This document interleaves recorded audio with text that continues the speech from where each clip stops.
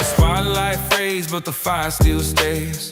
We fought it out through the long, hard days. From spring ball to the final down. Blood, sweat, and tears on hollow ground. From the trenches to the long end zone. Joe Wilson Field, that's what greatness shows. Cleats on the turf, hearts in the fight. We gave it all under Friday night lights. Hear that Viking horn calling loud. We hit the field to make our hometown proud. Every touchdown, all the records we broke. Legends rose while pretenders choke. Referee whistle and the place stops cold. Band's too loud, that's what we're told. Coaches his calls and the fans loud roar.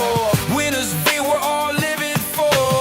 Replays burn on the screen so bright. Heroes rise in the heat of the night. Breachman jamming and the bass gets low. Welcome to the palace, welcome to the show. Hear that Viking horn, it's calling loud. We hit the field to make our hometown proud. Every title, every ring we chase. Title town, you gotta love this place. Yeah, roll the tape, let the bank plates fly. Call the shots that lit the sky. Win or lose, we bared our soul. That's the heartbeat, that's the goal. Now the final whistle's ringing strong. We raise our voice and sing it loud and long. Touchdowns made and the Giants fell. This is the story we'll always tell. With that Viking horn calling loud, we break it down and make our hometown proud. Every title, every ring we chase. Title town, you gotta love this place. Women in white, we're skating, we fly. Thursday night show got the whole town high. LG on the mic, set the tone just right. Coaches mold, time we win the fight. Professor's knowledge, let's keep it gritty. Make the call, violate is by fitting. Hear that Viking horn calling loud. We break it down and make our hometown proud. Every title, every ring we chase. Title town, you gotta love this place.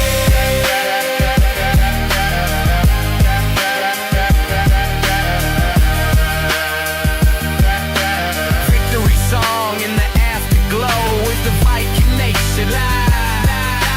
Welcome to the show. Hey, what's up, Titletown? Welcome back to the show. You're watching the Viking Nation Live, the special edition on a Friday night. Yeah, we know it's a Friday night, and we know it's the off season. So what else are you gonna do on the off season? You gonna watch the opening ceremony of the Winter Olympics tonight? It comes on a little bit, about an hour, right? So let's just hang out and talk a little bit of Viking Nation football. Besides, we've got a brand new football schedule that we're going to be reviewing tonight. Some people like it, some people don't. You know me, I'm going to give you my opinion on it, and it might surprise a lot of you when I share this opinion with you. So before we get into that, I want to go ahead. It's been a while. It's been a while since we've recognized coaches and players and things like that live on the show, because as you know, we've been off air since the end of the year. Oh, by the way, Happy New Year, everybody. It's been a while since we've been together on a Thursday night or Friday night. So wanted to tell you guys Happy New Year. So first of all, congratulations to Coach Rashawn Benjamin for winning his 100th career victory. And he did it against none other than the Valdosta Wildcats. So congrats, big win. Those Viking basketballers, man, they're having a pretty good season. 17-6 overall, and 7-1 in region play. So congratulations to the boys basketball team. They'll be closing out the regular season in the next few nights. I think their next game is February 10th. They'll be hosting Richmond Hill, and then they'll be closing out the regular season on February 13th at Tift County. But listen, not to be outdone, the girls basketball Coach Courtney Fleming, is having a fantastic year as well. Her Vikings basketball team is 19-3 on the season. Can you imagine playing 22 games and only losing 3 of them. That is an amazing job. It's her second full season on the job. She's 8-0 in the region, so congratulations to the girls basketball team. They've got a couple of games before they close out their regular season as well. February 10th, hosting Richmond Hill, February 13th at Tift County. So we say congratulations and goodbye to Coach J.D. Sellers. He is, well, I guess he's been an assistant football coach for Lowndes for the last several years. He's going back to his hometown, and good for him. You know, he's taking over an Appling Pirate football team that's actually had some pretty good years in recent memory. So they're used to winning, and so they bring in J.D. Sellers as head coach of that Pirate football program after one-year head coach Tucker Pruitt goes down to Kingsland to take over the Camden County football program. So congratulations to J.D. Sellers. So that leaves an opening there at Lowndes, right? So we welcome to the Viking Nation Coach Tyler Carlton. He's the new offensive coordinator. He's going to be I believe, the quarterback's coach as well for Viking football. So welcome to the Viking Nation, Coach Tyler Carlton. He's got some pretty good college football experience. We'll see. There's a big difference between college football and high school football. You know, in college ball, you get to pick your players, right? You go out and recruit them, you sign them to letters of intent. You know, even nowadays, you got to deal with NIL and transfer portals and that kind of stuff in college ball, but you usually get to pick your players. At the high school level, you don't. You get who you get, right? So I'm interested to see if Coach Carlton comes in, takes over this offense, implements what he ran in college, a pretty good system in college. So, you know, we'll break down that system as we go along. Not tonight. Hadn't had a chance to fully review his system yet, but that's coming. That's coming. You guys know us by now. But I'm interested to see how he uses the weapons that he'll have at his disposal. And going into this upcoming season, he's going to have a lot of weapons, including returning senior quarterback, Jace Johnson. And he's going to have a lot of weapons. Trust me, nothing going to be wrong with that Lowndes offense this year. Not a thing. So welcome to the Viking Nation. We also had National Signing Day just a few days ago. What was it? A couple of days ago? Yeah, February 4th, right? So congratulations to Chris Quinn. He signed with Shorter University as a long snapper. That is a much sought after skill at all levels of football. And so this dude has been working hard at mastering his craft. Chris Quinn, congratulations to Shorter University. We've got Markel Young, defensive lineman, signs with Point University. We've got Jeremiah Davis. He's a defensive back going up to LaGrange.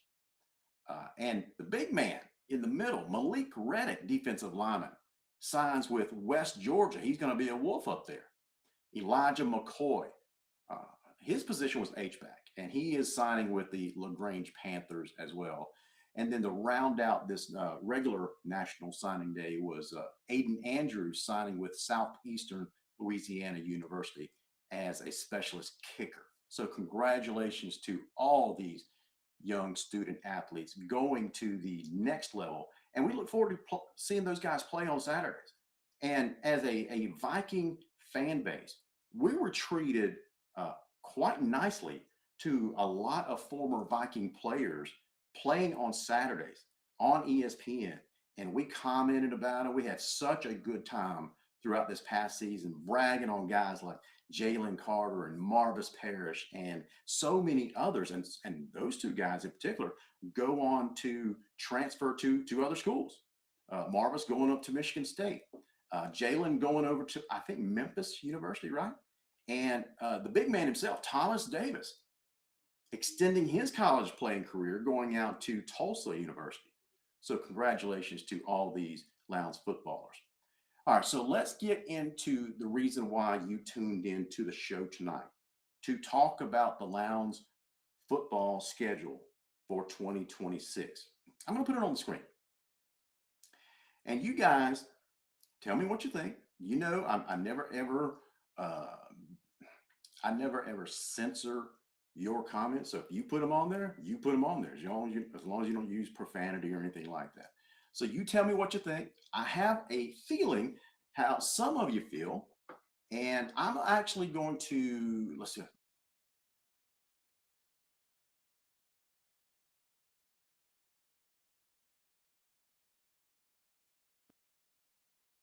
There we go. Okay. All right. So you see the schedule on the screen, right? And many of you are automatically going to throw darts at the schedule. And I'm going to say, not so fast, my friends. Let's talk about the schedule. Why do you guys think that Lowndes put the schedule the way they did? Okay. So, thank you. Some of you have already put some comments out there. Tawana Wood says, I've looked at every team and all but one had a pretty good season. We have some competition. That's a good take, Tawana. Georgia Coach Trainer says, yes, the only Viking outlet to allow freedom of speech. Well, that might be true. That might be true. So anyway, well, I take that as a compliment, Trainer. So you guys give us your genuine comments. But in return, I'm going to give you my genuine comments. Okay? So let's get into it. Now, I don't mind the preseason scrimmage at Veterans. Now, I'd heard some rumors, and I'm so glad it wasn't true, that we were going to have Cook County as the preseason scrimmage game. And that rumor turned out to be false. I'm so glad that was not the case. I don't think we benefit anything at all playing someone like Cook. Now, don't get me wrong. There's nothing wrong with smaller programs like Cook or Brooks or Berrien or any of these programs. We just don't need to be playing them, especially in a preseason game when we're trying to learn what we have before we start the season. Okay, so I'm glad that rumor was false. All right, so it looks like we're taking on the veterans folks up in the Warner Robins area for our home preseason scrimmage. Then we'll do a Meet the Vikings meet and greet on August 13th. Then we'll kick off the season against Jenkins. Now, we are familiar with Jenkins High School. We've played them the last couple of years, right? For a smaller program, they're actually a pretty good program, okay? But we got to talk about why Lowndes is scheduling some of these teams that they're scheduling, okay? Especially in the context of this new postseason ranking. Guys, I'm going to lay it out the way it is. Now, guys like Trainer and others in the Viking tent, if you will, okay, they're going to hate the schedule. And, you know, as a pure football fan, I'm not really in love with it, but I understand why it was created the way that it was. Not just Lowndes. If you take a look at just about all the schedules that have come out so far that have been made public across the state, and it's not everyone's has released their schedule yet, right? Because the GHSA gives all the programs a deadline of March the 1st to get their schedules in. So some programs are going to go up to the last hour before they submit that. Okay, so that's why all the schedules have not been released yet. So if you take a look, however, at all the schedules that have been released, there is a common trend, with bar none. Well, let me hit that reverse button and back up a little bit. There are some programs that have maybe two high quality programs on their schedule, but almost 100% of the schedules that I have seen reflect a schedule just like Lowndes has put together, with the exception of a game here and there. And you have to keep in mind that we're kind of at a handicap this year because Tift County exits the region, which creates another non-region hole that we have to fill, right?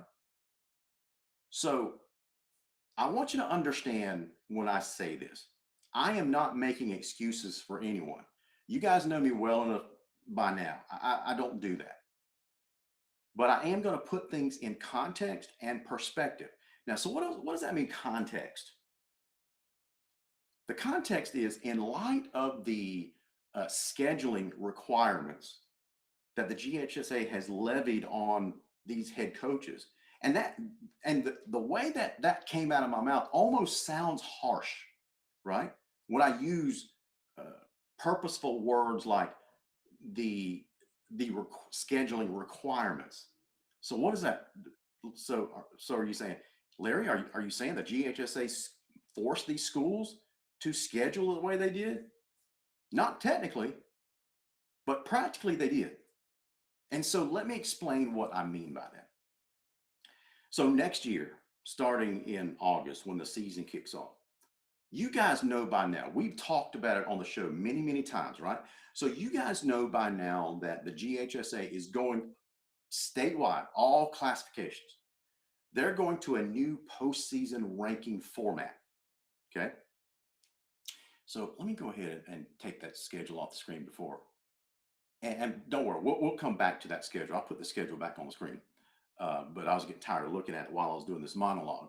Okay, so you know that there is this new PSR, postseason ranking formula, that's put in place for next year that is going to determine not just seeding, but whether or not your team makes the playoffs. Okay, so that's why I characterize this as a requirement, a scheduling requirement. All right, so you guys have made some comments. Let me go to those before I continue. Nathan Lincoln asked, why didn't they replace Tift in the region? Well, Nathan, it was simple. There was no other team that had the student population size to be able to replace Tift. Because in order to do that, the next closest team was what? Metro Atlanta? That's it. So if you take Tift out, you've captured every other team outside of the Metro Atlanta in our region.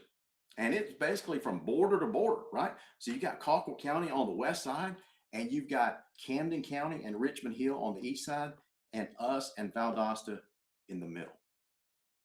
Guys, that's it. That's our region.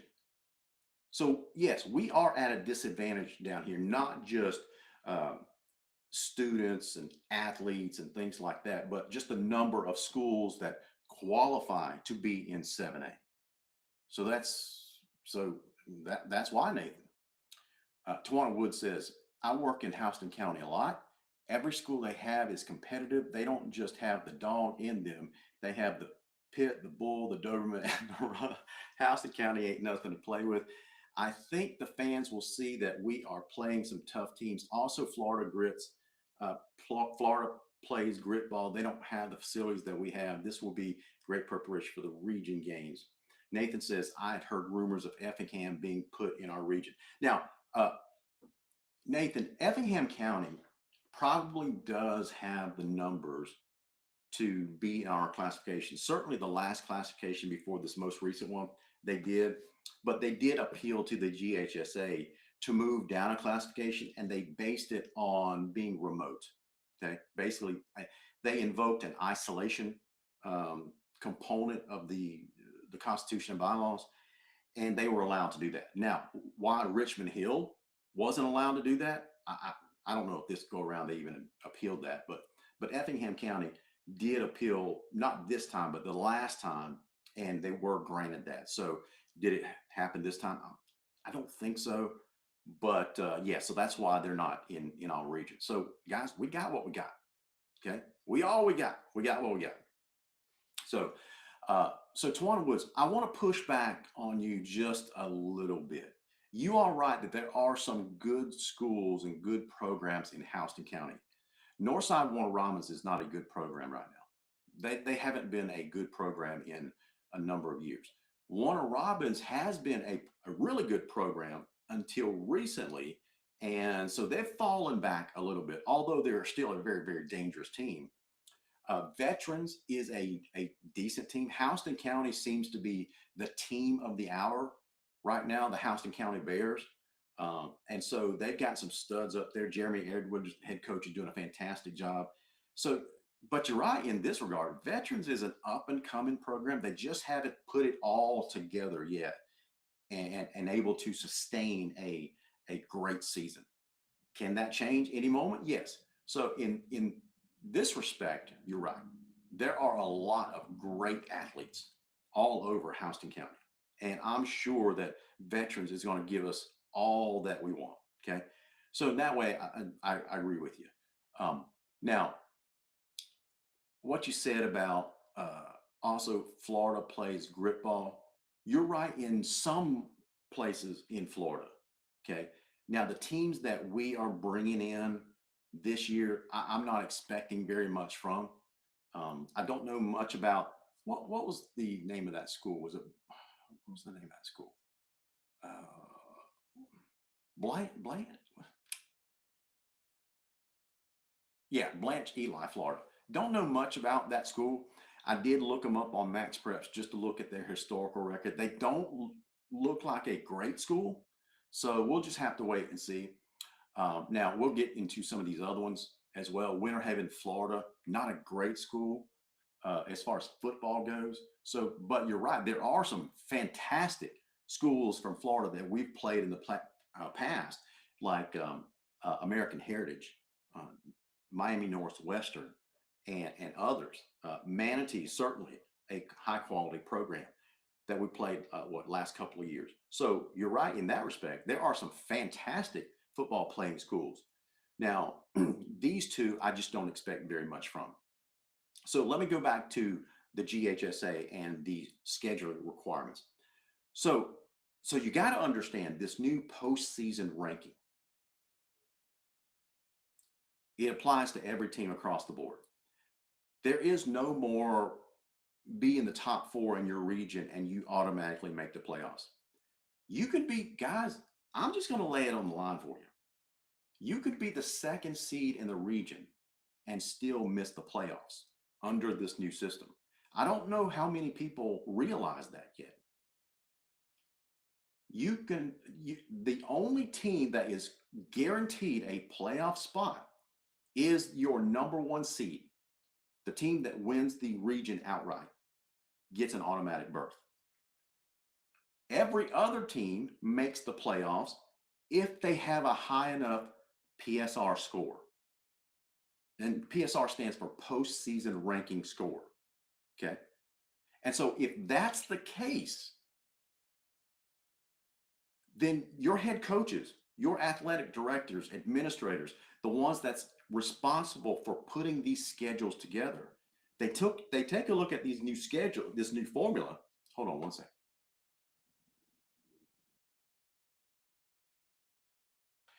They take a look at this new formula and they say to themselves, is there any advantage to bringing in a team like St. John Bosco? Now, I know Lowndes is nowhere near ready to challenge a team like St. John Bosco, but I'm just saying, for an example,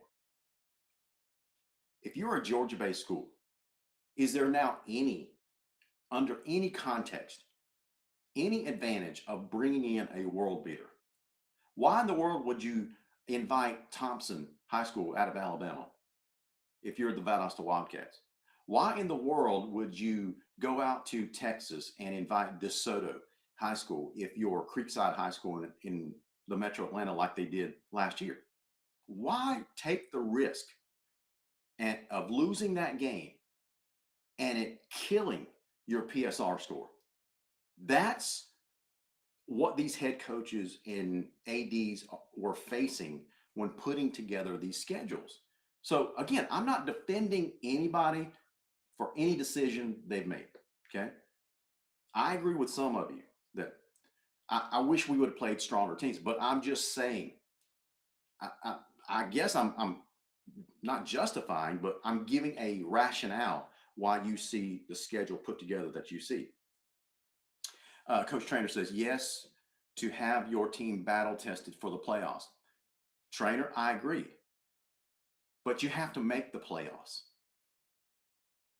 If you play a St. John Bosco, or if you play a DeSoto, if you play a Thompson, and you lose those games, and it kills your postseason ranking, and even if you win your region games, there is no guarantee that you're going to make the playoffs.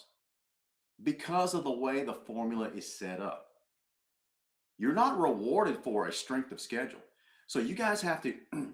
I made this point on Phil Jones's Extra Point show earlier this week that we fans, when we enter in next season, the GHSA is going to put up these PSR scores, I think, weekly. I think that's what they're going to do. And fans and sports writers and commentators, they are going to be tempted to refer to that PSR as a strength of schedule, or they might call it a power ranking. That's not the case at all. That's not the case. The correct reference is to call it a PSR score, a postseason ranking, that kind of stuff. It has nothing to do with strength of schedule. Because if you take a look at the formula, you can easily manipulate that thing with an awful schedule and still have a super high PSR score. That's just the way it is. I've taken a look at that thing. I've looked at it from every possible angle. I've plugged in different formulas, different win records, different teams, that kind of stuff. And the result is always the same. You got to win games. Win the games and you get into the playoffs. That's basically it. How do I know this? So if you take a look at last season's schedules, so the GHSA basically plugged in last season's schedules and created a postseason ranking based on last season. So if last season we used the new system to go into the playoffs and seeded teams that way, then you can see how these schedules would have affected. So you remember Camden County, they didn't make the playoffs last year, right? Under the old system, because they were 6-4. They won one region game. But because they played some pretty bad non-region games, they still were ranked 12th in the state in this PSR system. So did you hear what I just said? They won all their non-region games. Doesn't matter how strong the teams were, because you don't get rewarded for playing a strong team. This new formula only cares about winning. That's it. A third of the formula is your winning percentage. A third of the formula is your opponent's winning percentage. And a third of the formula is your opponent's winning percentage. The only thing that math cares about is a W in your column. You don't get points for losing. You don't get points for losing to a super world beater school like a St. John Bosco. And so, trainer, while I agree with you that we should be playing these teams to get ready for playoff experience, and I think it exposes your team's weaknesses and helps you to prepare and get better, the reality is the math won't allow you to do that unless you're ready to walk out on that plank by yourself and roll the dice. But if you lose and that plank is cut out, you're falling. And there's a good chance that you're falling out of the playoffs. So you got to understand the pressure these coaches were facing and these athletic administrators are facing with this new scheduling system. So anyway, okay, so let's go. The Juno Bland, could you explain the formula? I think that would help people as well. Absolutely. Hold on one second.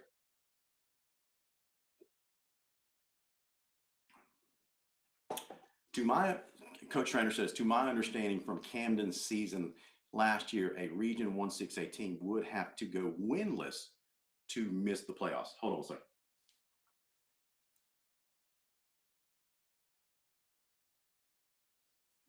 Says they would have to go winless. I don't know, unless you actually ran the numbers, Trainer. I'm not sure where you got that from. So again, Camden almost went winless in the region. They won one game. And by the way, Tift County did go winless in region play, right? But they won enough games in non-region play, again, against very weak opponents. And so that's the penalty that if you are in a strong region, that's the penalty for being in a strong region. Because if you don't load up on weak teams in the non-region part of your schedule and you and win those games, when you get to your region play and you've got a strong region and you drop a bunch of games, the only way you make in the playoffs is if you make up for it on the front side with non-region victories. Okay. He says, the way I read it, Camden was carried by the wins of Region 1 teams and their opponents' wins. Now, they did get scores. Let me just bring it up on the screen. I'll show the formula for you. Hold on one second. Let's see.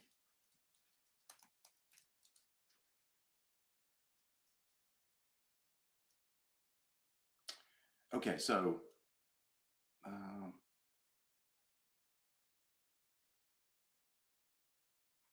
right, so let me share this screen right here.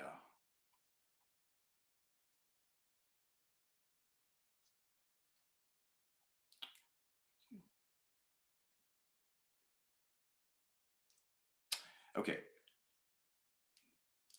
I don't really know if you can see that very well, but I'm going to go down here to football and go pick up Camden County. So here's Camden County, number 12, right here. They were 6-4 overall. Let me see if I can blow that up a little bit.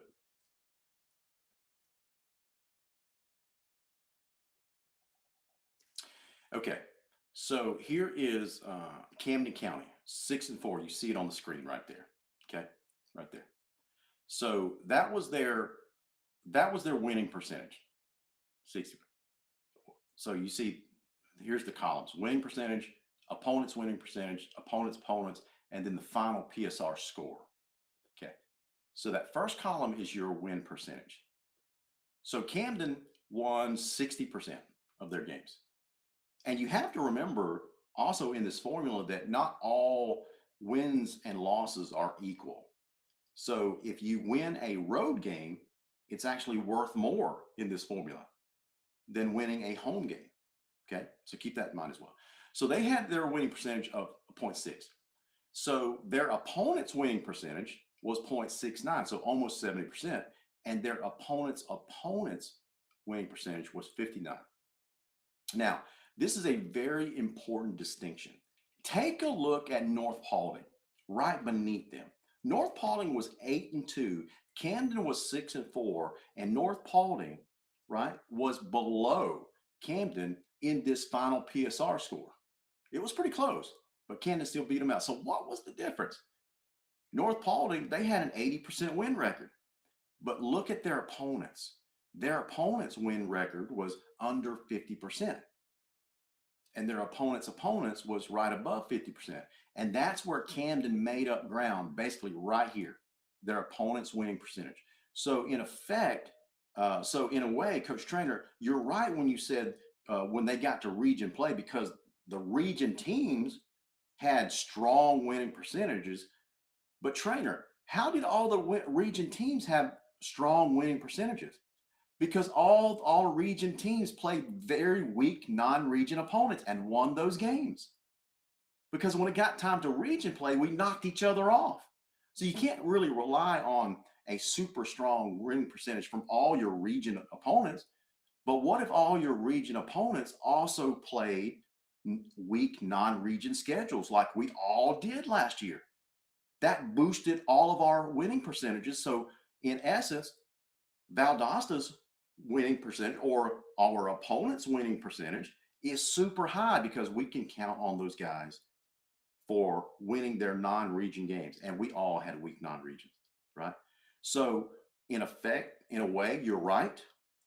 But also as a result of all these coaches understanding the rules of the game now, right? They basically help each other out by having higher win percentages. So now this formula is going into effect across the state. What do you think all these coaches are figuring out across the state? Not just coaches down here. All of them now are being encouraged based on this math to schedule these, I don't want to say weak non-region opponents. That's unfair to characterize all your non-region opponents as weak, but it's less than the world beaters. out there that fans want. So I think this new map going forward is going to have a practical effect of encouraging coaches and ADs to schedule what I call middle of the road teams, safe teams. The teams that are on paper good enough to give you a little bit of competition, but almost guarantee you a win. That's what all these coaches now are being encouraged to do based on this new formula. So that's why in a couple of years, I think this formula is going to change. It's going to have to, by necessity, change. Because why? Because fans are going to get fed up with it. Because now it's encouraging mediocrity across the state. Again, if you want to challenge me on that statement, I would love to hear what the rationale is behind your argument.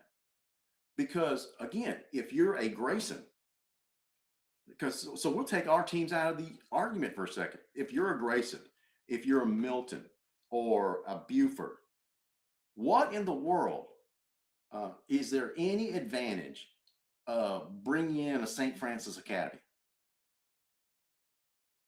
Is there any advantage to bringing up an American Heritage from South Florida like we did a few years ago when Jamie DuBose is here? I thought that was a great game for us. Even though we lost badly, it exposed a lot of weaknesses that we needed exposing. And that made us a better football team as the season went on. But going forward, under this new formula, there is no way. You'd have to be crazy to schedule American Heritage. No advantage at all. Why? Because they're a super strong team, and there's a real good chance you're going to lose that game. And if you lose that game, you're cooked. Because you got to win. You got to win on your non-region part of the schedule. You got a pretty good chance of winning region games. You always have a good chance of winning region games, but you got to take in mind this formula. You have, if you're a scheduling, if you're a coach that's putting together a schedule, or if you're an AD, you got to ask yourself before you start to schedule these non-region games. Okay, so what's our team look like against Valdosta this year?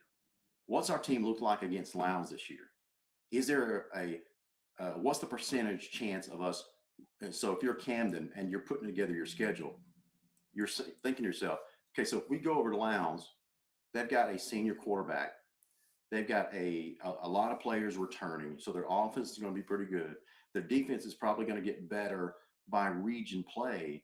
So what's my percentage chance of beating Lowndes at their place next year? Is it less than 50%? Okay, so I'm expecting to win that game, but I'm planning for reality at the same time. I'm maybe losing that game. So I have to make up for it with at least a guaranteed win in the non-region part. That's how these coaches have to think now. Very, very strategically going forward. That's what I got for you. I mean, that's it. So let me just recap this new formula. And because I'm going to answer a question that DeJuno asked a while ago, he says, could you explain the formula? Yeah, so let me talk to you about that for a second. So I'm going to pick up Lowndes. You know, Lowndes, with this new this new PSR formula, if it were applied to last season, let me tell you how much of a difference it would have made. Lowndes would have been the number 2 seeded team in the state. And that meant that we would have probably hosted at least 3 home playoff games. That's probably what that meant. So instead, last year we're the number 2 seed. We win the first game, we go on the road, and we lose to North Gwinnett. So under this new formula, we're probably hosting North Gwinnett in the 3rd round. But you guys know the rest of the story there. Okay, so here is the, all right, so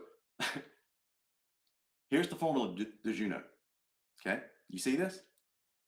Winning percentage. Okay, home wins, you get 0.9. You don't get a full point if you win at home. Okay, so we won 6 games at home. That's what that 6 is. And then each one of those wins was worth 0.9 points.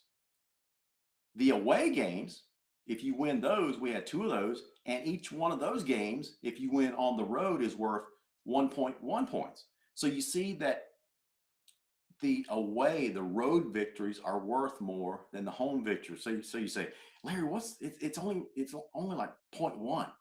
Well, not exactly. It's 0.2 difference. Okay, so it's 1.1, and the difference between that and 0.9 is 0.2. So Larry, that's only 0.2. But when you compound that over the course of an entire season, and you see the number of home games that like a team like Lowndes has, and then the potential 0.2 point difference spread over the course of 8 games, it starts to add up in a hurry. So that's why there is a premium on winning all 6 non-region games, because now you have to not just make up for the possibility of some region losses, right? But you've also got to make up for not going on the road so much.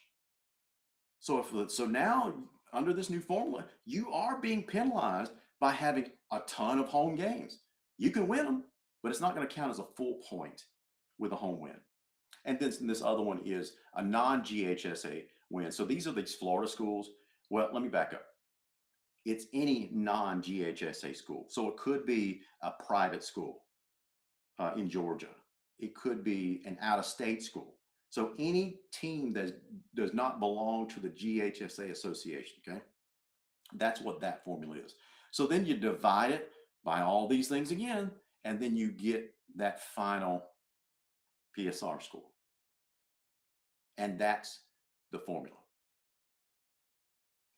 Okay, so you see that the component is 3 parts to that.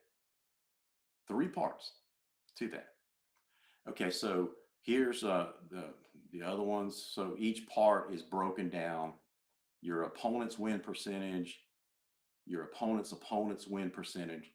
So anyway, was that as clear as mud? Did you know? that thing, you almost have a PhD in mathematics to figure out that formula. But that's why you guys tune in to the Viking Nation Live. We break it down for you. So Trainer says, I hear you, LG, but then Carrollton is going to play Louisiana to play Catholic Louisiana. They finished runner-up behind the number 6 nationally ranked Edna Carr team. I hear you. I hear you, Trainer. I hear you. But you also have to keep in mind the region that Carrollton plays in. So Carrollton is probably banking on some, I don't want to say easy region wins, but let me bring up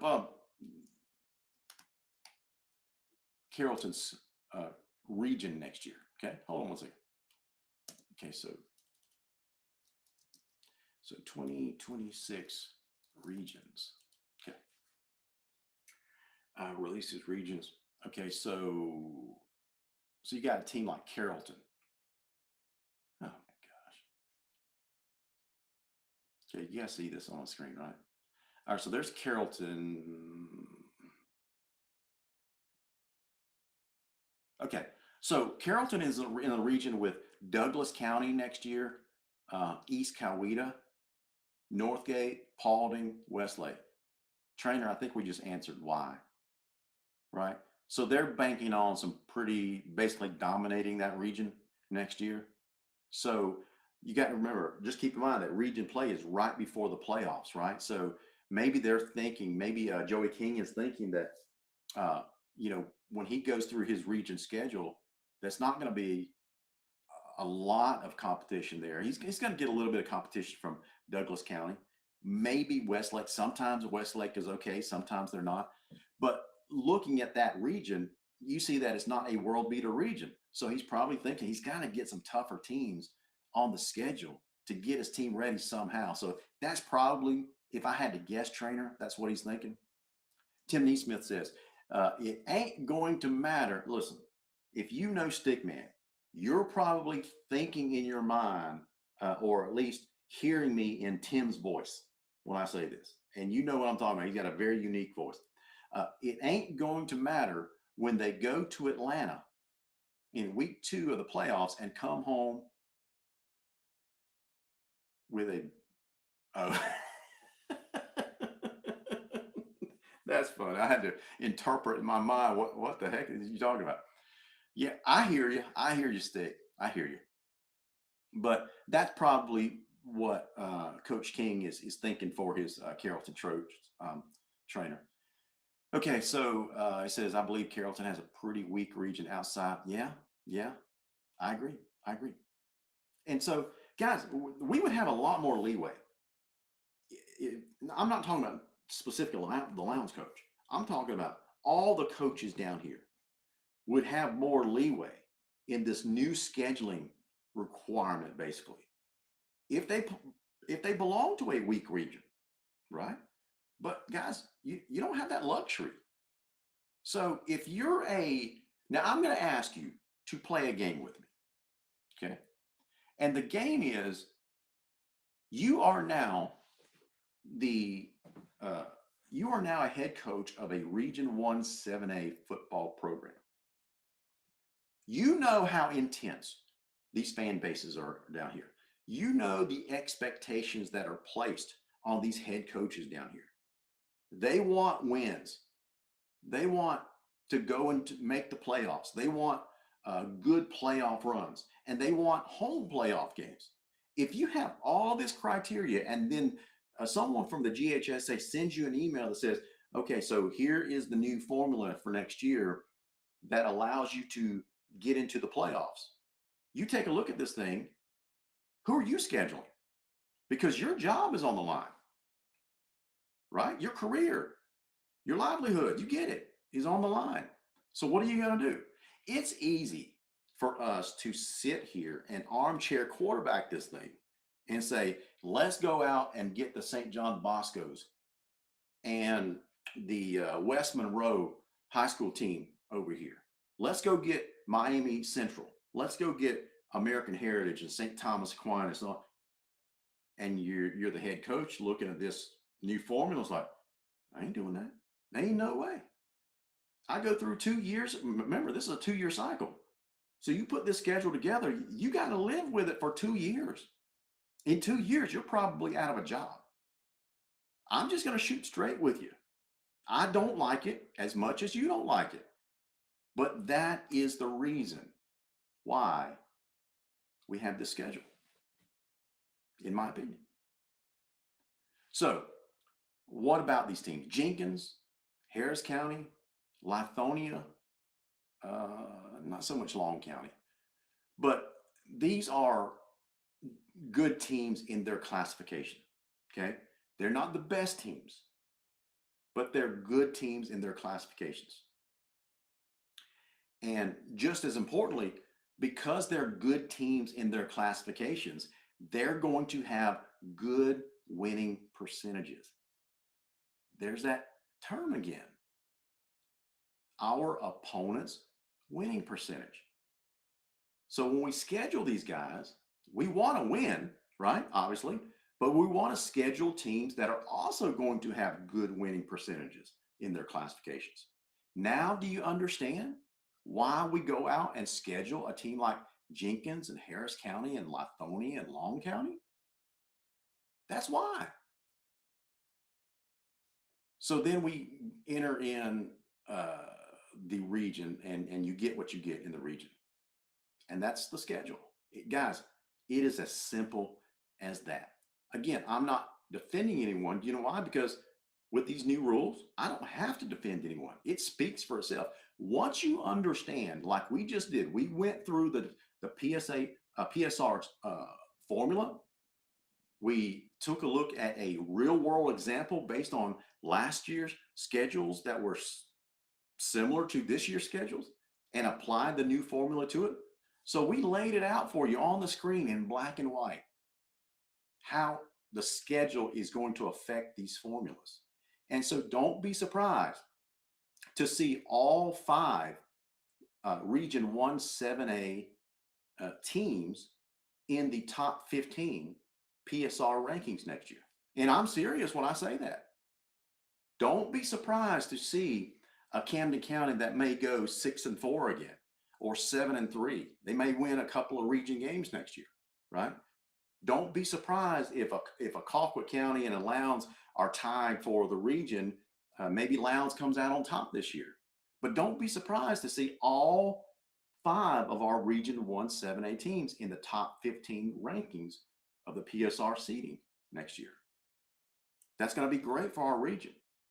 And if we get another top 1 or top 5 finish like we did last year, you can expect a good number of home playoff games.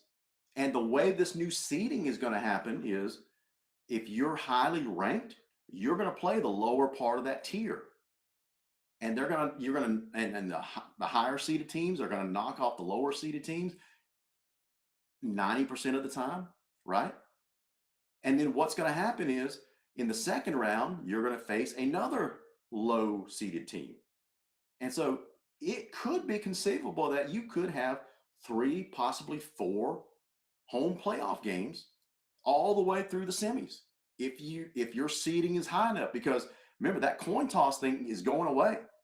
There is no more number 1 seed versus number 1 seed, or 2 seed versus 2 seed, and you got to flip a coin to see who gets home field advantage. That is gone because of this new seeding, because there's going to be no tie seedings anymore.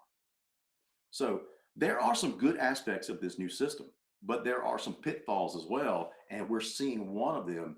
The casualty is the scheduling. Okay. So guys, that is going to wrap up our show for tonight. I hope you've enjoyed our breakdown. I know it was very detailed. We got into the weeds tonight. Not very many other programs do that, but I want to make sure that we have a very educated fan base. So the next time we're tempted to, blame our coaches or our administrators, let's have the facts on our side first. Okay. And the facts in this particular case is Coach Carter, Danny Redshaw, Josh Akers, the administration, they are completely justified in putting this schedule together. I may not like it because I've voiced my opinion in many, many years that I wish we would play stronger competition as part of the Tenino region. But now going forward, this schedule is justified. And so that's my opinion. So I told you that you guys might be surprised by my take on this thing tonight. Okay.